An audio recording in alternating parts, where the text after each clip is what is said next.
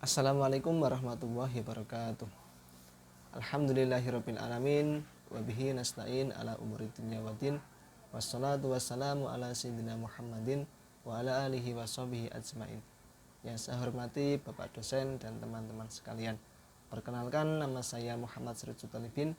Pada kesempatan ini saya akan membawakan tema tentang stres dalam belajar yang nanti akan dijelaskan tentang pengertian stres, aspek-aspek stres, faktor-faktor stres, tahapan stres, dan usaha untuk mengatasi stres. Adapun pengertian stres menurut para ahli, yaitu yang pertama menurut Richard, stres adalah suatu proses yang menilai suatu peristiwa sebagai sesuatu yang mengancam ataupun membahayakan dan individu merespon peristiwa itu pada level fisiologis, emosional, kognitif, dan perilaku. Peristiwa yang memunculkan stres dapat saja berupa peristiwa positif, misalnya merencanakan perkawinan, atau berupa peristiwa negatif, yaitu seperti contoh kematian keluarga. Sesuatu yang didefinisikan sebagai peristiwa yang menekan atau stressful event atau tidak bergantung pada respon yang diberikan oleh individu terhadapnya.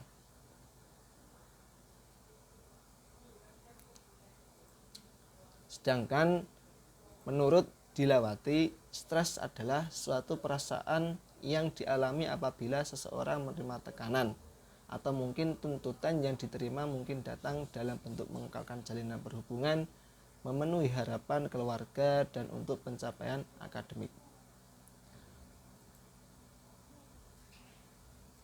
Terus aspek-aspek stres.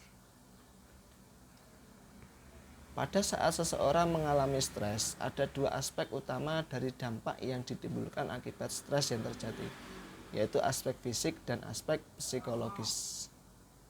Adapun aspek fisik, yaitu berdampak pada menurunnya kondisi seseorang pada saat stres sehingga orang tersebut mengalami sakit pada organ tubuhnya, seperti misalnya sakit kepala atau gangguan pencernaan.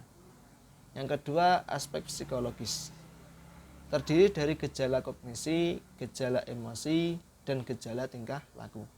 Masing-masing gejala tersebut mempengaruhi kondisi psikologis seseorang dan membuat kondisi psikologisnya menjadi negatif, seperti menurunnya daya ingat, merasa sedih, dan menunda pekerjaan. Hal ini dipengaruhi oleh berat atau ringannya stres. Berat atau ringannya stres yang dialami seseorang dapat dilihat dari dalam dan luar diri mereka yang menjalani kegiatan akademik. Berdasarkan teori yang diuraikan di atas, maka dapat disimpulkan aspek-aspek stres terdiri dari aspek fisik dan aspek psikologis. Aspek-aspek tersebut dijadikan sebagai indikator alat ukur skala stres akademik. Adapun faktor-faktor stres. Setiap teori yang berbeda memiliki konsepsi atau sudut pandang yang berbeda dalam melihat penyebab dari berbagai gangguan fisik yang berkaitan dengan stres. Saya akan menerangkan sudut pandang stres, yaitu yang pertama sudut pandang psikodinamik. Sudut pandang psikodinamik mendasarkan diri mereka pada asumsi bahwa gangguan tersebut muncul sebagai akibat dari emosi yang direpres. Hal-hal yang direpres akan menentukan organ tubuh mana yang terkena penyakit. Sebagaimana contoh, apabila seseorang merepress kemarahan, maka berdasarkan pandangan ini, kondisi tersebut dapat memunculkan essential hypertension. Terus yang kedua, sudut pandang biologis. Salah satu sudut pandang biologis adalah somatic weakness model. Model ini memiliki asumsi bahwa hubungan antara stres dan gangguan psikofisiologis terkait dengan lemahnya organ tubuh individu. Faktor biologis seperti ini misalnya genetik ataupun penyakit yang sebelumnya pernah diderita membuat suatu organ tertentu menjadi lebih lemah daripada organ lainnya, hingga akhirnya rentan dan mudah mengalami kerusakan ketika individu tersebut dalam kondisi tertekan atau tidak fit. Terus yang ketiga, sudut pandang kognitif dan perilaku. Sudut pandang kognitif menekankan pada bagaimana individu mempersepsi dan bereaksi terhadap ancaman dari luar. Seluruh persepsi individu dapat menstimulasi aktivitas sistem simpatetik dan pengeluaran hormon stres. Munculnya emosi yang negatif dapat seperti perasaan cemas, kecewa, dan sebagainya dapat membuat sistem ini tidak berjalan dengan lancar dan pada suatu titik tertentu akhirnya memunculkan penyakit. Berdasarkan penelitian diketahui bahwa bagaimana seseorang mengatasi kemarahannya ternyata berhubungan dengan penyakit tekanan darah tinggi. Tahapan stres. Martaniah dan kawan-kawan menyebutkan bahwa stres terjadi melalui tahapan. Tahap pertama, stres pada tahap ini justru dapat membuat seseorang lebih bersemangat, penglihatannya lebih tajam, meningkatkan energi, rasa puas dan senang, muncul rasa gugup tapi mudah diatasi. Terus tahap kedua, menunjukkan letihan otot tegang dan gangguan pencernaan. Tahap 3, menunjukkan gejala seperti tegang, sulit tidur, badan terasa lesu dan lemas. Tahap 4 dan tahap 5.